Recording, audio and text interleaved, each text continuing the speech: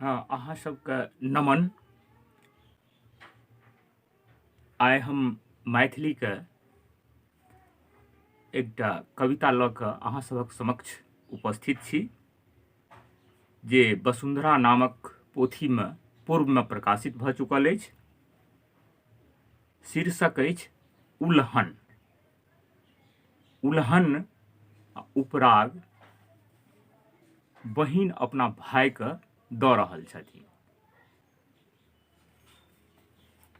तऽ सुनू उल्हन कविता।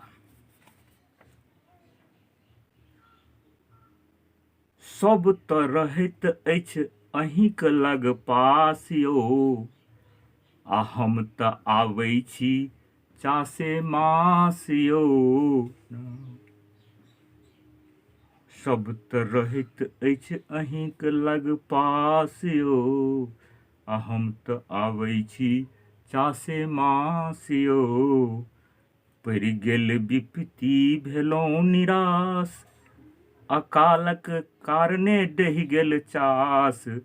पड़ि गेल विपत्ति भेलहुँ निराश, अकालक कारणे डहि गेल चास। दिन अधहा पेट राति उपास यौ, मन में छलै जे पूरा हैत आस यौ। सब तऽ रहैत अछि अहींक लग पास यौ, आ हम तऽ आबै छी चासे मास यौ। भौजीक ताना सुनी आँखि भरल नोर, आ बेथासँ भरल अछि मनक पोर पोर।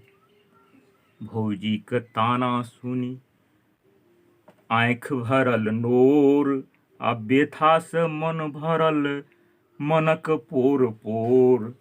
एक मुट्ठी देलासँ की भऽ जाइत थोर, आँखिसँ बहि रहल अछि दहो बहो नोर। हमर नोर न बनि जाय अंगोर, यौ भैया एक दिन हमरो हेतै भोर। चुप्पी साधने खसौने छी घार, एहि संपत्ति पे छै हमरो अधिकार। आगूमे ठाढ़ बालपनक प्यार, नाता तोड़ि केना करब तकरार। कनैत जा रहल छी जार जार, आ माय रहैत तऽ करैत दुलार। माय रहैत तऽ करैत दुलार। सब तऽ रहैत अछि अहींक लग पास यौ, आ हम तऽ आबै छी चासे मास यौ। आगूमे ठाढ़ अछि बालपनक प्यार, नाता तोड़ि केना करब तकरार। कनैत जा रहल छी जार जार, आ माय रहैत तऽ करैत दुलार। अपने चास बास पर करय पड़त आस, आ बाबा के बखारी आ धिया के उपास। बाबा के बखारी आ धिया के उपास।